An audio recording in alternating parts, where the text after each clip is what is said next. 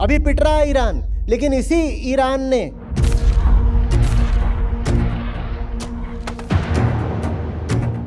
आपको ताज्जुब क्यों होता है जब आप देखते हो कि एक देश दूसरे पर चढ़ बैठा, फिर मीडिया उससे मजे ले रहा है, फिर कोई काला बाजारी करके उसमें से पैसे कमा रहा है। अब बताओ, अब ताज्जुब की बात लग रही है कि वो दो जने चढ़ के आ गए हैं, ईरान को मार रहे हैं, और उन दोनों ही देशों के जो धर्मावलंबी हैं वो कह रहे हैं हाँ, एक ईसाई ताकत, एक यहूदी ताकत मिलकर एक मुसलमान ताकत को मार रही है। दूसरों की लाशें गिर रही हो, उनसे मुनाफा बनाना उसके लिए बहुत आसान है। पर यह बात आपके सामने मीडिया नहीं लाएगी, राजनेता नहीं लाएंगे, धर्मगुरु भी नहीं लाएंगे। सब आपको इसी भुलावे में रखना चाहते हैं कि इंसान तो अच्छा है, इंसान तो अच्छा है। मेरा जो प्रश्न है वो अभी के चल रहे ईरान, इजराइल और अमेरिका के बीच जो युद्ध चल रहा है उससे संबंधित है। एक तरफ तो हम देख रहे हैं कि इस युद्ध का इस्तेमाल जो न्यूज़ टीवी चैनल्स हैं वो अपने टीआरपी मुनाफे के लिए कर रहे हैं। दूसरी तरफ लोग हैं जो इसी तबाही का इस्तेमाल कर रहे हैं पैसा कमाने के लिए, जिसका एक उदाहरण हम देख रहे हैं एलपीजी सिलेंडर्स, उनकी कालाबाजारी जो चल रही है। तो आचार्य जी, हमारे अंदर ऐसा क्या है जो ऐसी त्रासद और दुखद स्थिति में भी केवल अपना ही मुनाफा देख रहा है? तो आपको ताज्जुब क्यों होता है जब आप देखते हो कि एक देश दूसरे पर चढ़ बैठा, फिर मीडिया उससे मजे ले रहा है, फिर कोई काला बाजारी करके उसमें से पैसे कमा रहा है? वो आज ही नहीं हुआ है, जब और भी लड़ाइयां हुई थी तब भी यही होता था। जब भी इतिहास में युद्ध हुए हैं, समाज का एक वर्ग रहा है जो अचानक अमीर हो गया है। अहंकार किसी का सगा नहीं है, बोल तो रहा हूं। दूसरों की लाशें गिर रही हो, उनसे मुनाफा बनाना उसके लिए बहुत आसान है। वो तो ऐसा है कि अपनी भी लाश गिरा दे, अपनी माने इस शरीर की जिसके भीतर वो स्वयं को स्थापित मानता है। वो तो ऐसा है कि इस शरीर की भी, अपने ही शरीर की भी लाश गिरा दे अपने फायदे के लिए। आत्महत्या उदाहरण के लिए, और क्या होती है? लुट गया, बर्बाद हो गया, ये क्या शरीर को लग रहा था? ये क्या शरीर को लग रहा था? हालत खराब किसकी थी? क्या शरीर की? 25 साल का जवान लड़का है, शरीर तो उसका हट्टा कट्टा था, शरीर को तो कुछ खराबी नहीं थी। सारी खराबी किसको थी? अहंकार को। मार किसको दिया? लटक गया पंखे से। किसको मारा? अहंकार को मारा क्या? शरीर को मारा है। अहंकार ऐसा है कि दूसरों की लाशें क्या, अपनी भी लाश गिरा दे। चले गए किसी आतंकवादी प्रशिक्षण केंद्र में, वहां अहंकार को बिल्कुल प्रशिक्षित कर दिया गया कि जाओ और बम बांध कर जाओ और कहीं पर उड़ा दो, बिल्कुल फिदायीन दस्ता बना दिया। जवान लड़का था, फिर से 25 साल का। क्या करा जाकर के? यहां पेट में बम बांधा, शरीर उड़ा दिया। पर उस क्षण में भी प्रफुल्लित और गर्वित कौन अनुभव कर रहा था? अहंकार। अहंकार अपने स्वार्थ की खातिर दूसरों का शरीर तो छोड़ो, अपना शरीर भी उड़ा दे। अहंकार अपने स्वार्थ की खातिर कुछ भी उड़ा सकता है।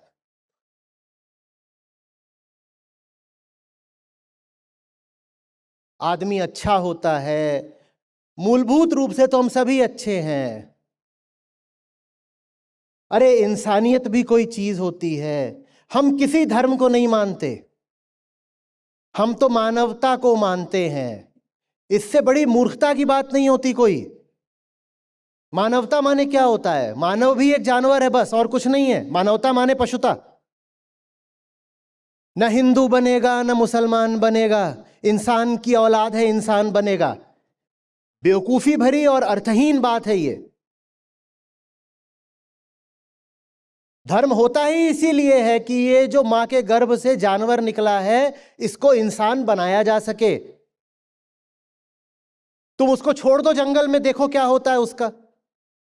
तुम उसे कोई शिक्षा दीक्षा मत दो, छोड़ दो जंगल में, फिर देखो कि वो इंसान की औलाद है, कौन सा इंसान बनता है।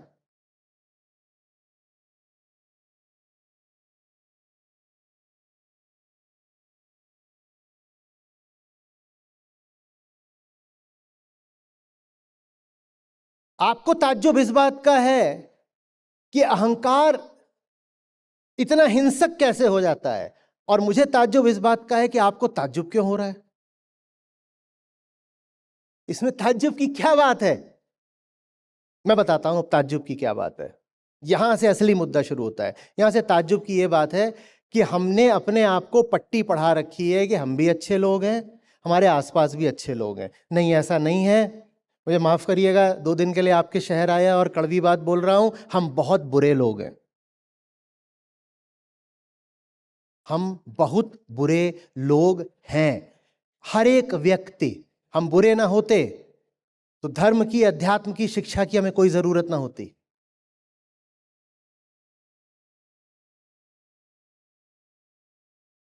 और हमारी बुराई और ज्यादा बढ़ जाती है जब हम बुराई के ऊपर अच्छाई का नकाब ओढ़ लेते हैं। आप कहते हो ना कि दुनिया में 2 तरह के लोग होते हैं, अच्छे आदमी, बुरे आदमी। चलती है ऐसी मान्यता? नहीं, 2 तरह के लोग होते हैं, बुरे बुरे आदमी और बुरे अच्छे आदमी। कुछ होते हैं जो बुरे होते हैं और उनकी बुराई दिख जाती है, और कुछ होते हैं जो अपनी बुराई के ऊपर अच्छाई का नकाब पहन लेते हैं। इनको कहना चाहिए बुरे अच्छे आदमी। हैं तो बुरे ही, पर ऊपर से अच्छे दिख रहे हैं। अच्छा होने के लिए तो बहुत बहुत यत्न करना पड़ता है। अभी हमारे गीता सत्रों में उस दिन श्री कृष्ण कह रहे थे कि हजारों में कोई एक होता है जो यत्न की शुरुआत भी करता है मेरी ओर आने की। हजारों में कोई एक होता है जो अच्छा बनना चाहता भी है, बाकी तो चाहते भी नहीं, बाकी बस इतना चाहते हैं कि अच्छे कहलाए जाएं, अच्छे हो जाएं, ये कोई नहीं चाहता। हजारों में कोई एक होता है, कह रही है गीता, जो अच्छा बनने की शुरुआत भी करता है। और ये सब जो शुरुआत करते हैं, इन हजारों में फिर कोई एक होता है जो पार्थ मुझ तक पहुंचता है, माने जो अच्छा हो पाता है। तो अच्छा है क्या यहां कौन, जब कोई अच्छा नहीं है? बात आ रही है समझ में?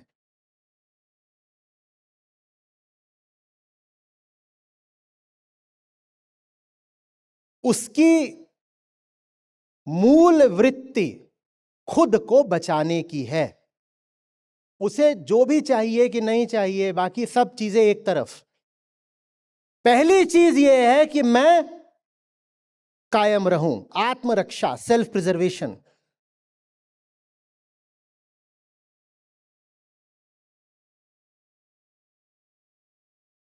उसको यदि मुक्ति भी पानी है तो खुद को बचाए बचाए।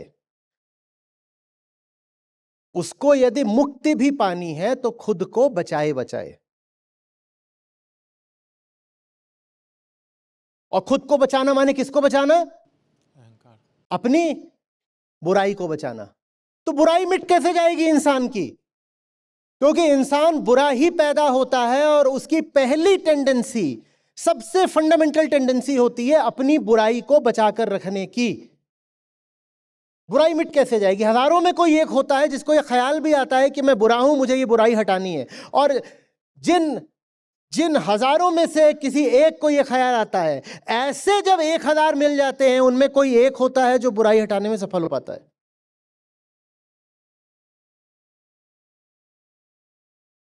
हम जिसको सभ्यता और संस्कृति कहते हैं, वो इतिहास में किसी भी प्रजाति द्वारा स्वयं को दिया गया सबसे लंबा चौड़ा धोखा है। हमने खुद को जता लिया है कि हम अच्छे लोग हैं। आपने कभी परखा हम सचमुच कितने अच्छे लोग हैं? आपने कभी परखा है? कभी परखा है? और जो प्रमाण सामने आते हैं, जो साफ दर्शाते हैं कि हम बड़े बुरे लोग हैं, आपने देखा है हम उन प्रमाणों को दबा कैसे देते हैं, उपेक्षा कैसे करते हैं?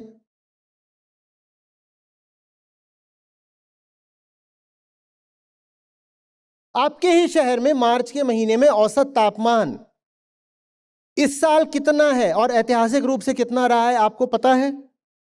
आपको नहीं पता होगा, क्योंकि वो आपको दिखा देगा कि हम कितने बुरे लोग हैं। पृथ्वी कोई छोटा सा गोला नहीं है, और न पृथ्वी का वायुमंडल छोटा सा है।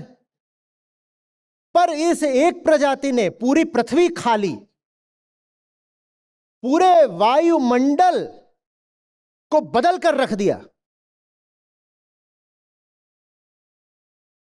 तापमान वृद्धि ऐसे ही नहीं हो जाती, और छोटी मोटी तापमान वृद्धि नहीं हुई है, 2 डिग्री 3 डिग्री। अभी तो गर्मियां शुरू हो रही हैं। हम इतने बुरे लोग हैं, हमने, कोई जानवर भी होता है, कोई चिड़िया भी होती है, कोई चींटी भी होती है जो अपना ही घर खा जाए।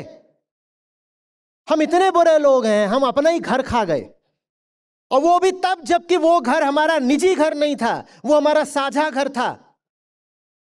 न सिर्फ पूरी मानवता के साथ बल्कि करोड़ों अन्य प्रजातियों के साथ वो घर हमें साझा करने के लिए दिया गया था, पर हम उस घर को खा गए। हम इतने बुरे लोग हैं।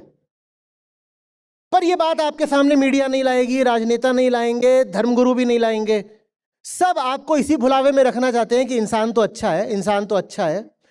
गलती तो उससे कभी कभार हो जाती है, वरना तो डिफॉल्ट यही है कि वो अच्छा है। और गीता आपसे कह रही है कि डिफॉल्ट ये है कि तुम बहुत बुरे हो। लाखों करोड़ों में कोई एक होता है जो सचमुच अच्छा होता है, बाकी तो हर आदमी कहते हैं ना कि ऐसे पत्थर फेंको तो किसी बुरे को ही लगेगा। हम इतने बुरे हैं।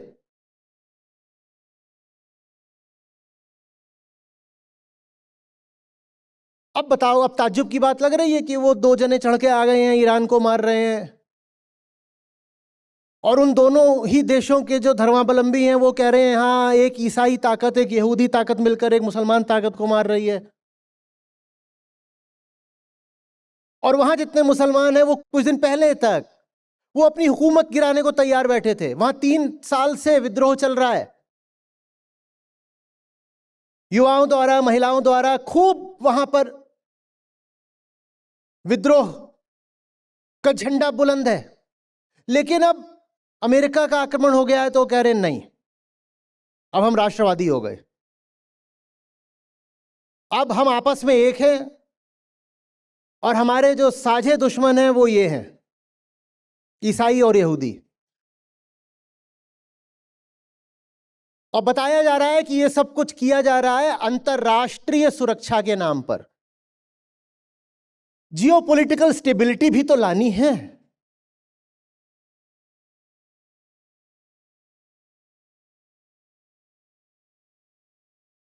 कोई एक इंसान बता दो इस पूरे वाकये में, पूरे प्रपंच में जो सच्चा हो, एक दिखा दो।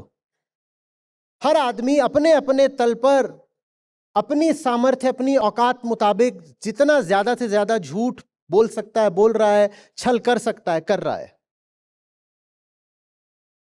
और किसी के साथ सहानुभूति रखना भी बड़ा मुश्किल है, क्योंकि इस हम्माम में सब नंगे हैं।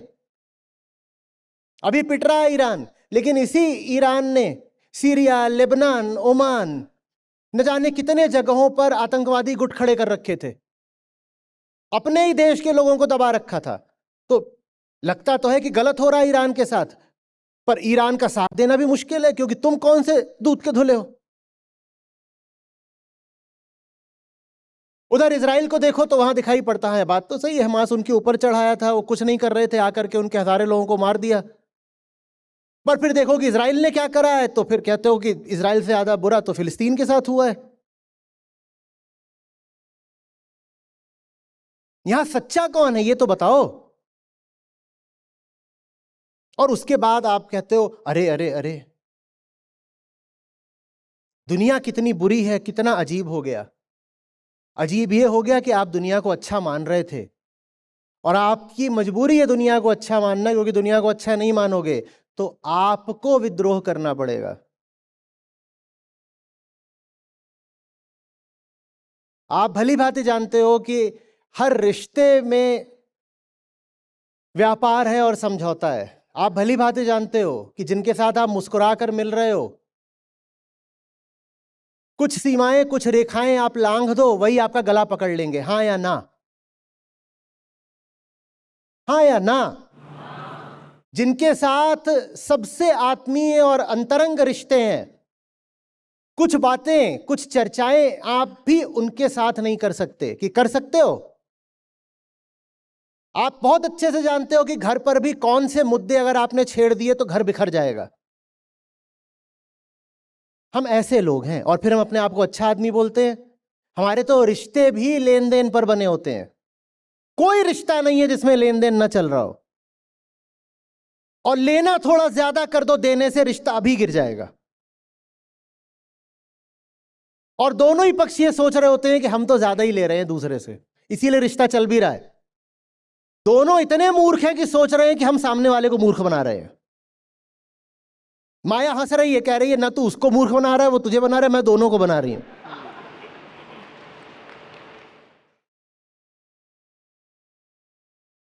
हम कौन से कोण से आपको अच्छे आदमी लगते हैं बताइए ना।